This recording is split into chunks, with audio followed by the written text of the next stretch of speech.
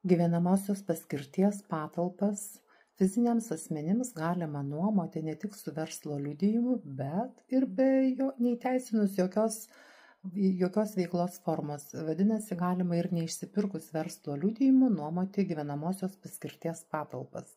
Ką reikia padaryti? O paprasčiausiai kitais metais deklaruojant pajamas, pajamų deklaracijoje nurodyti sumą, kiek buvo gauta nuomojant patalpas ir susimokėti 15% gyventojų pajamų mokestį. Kodėl galima pasirinkti vienaip arba kitaip su verslo liudijimu arba be verslo liudijimo?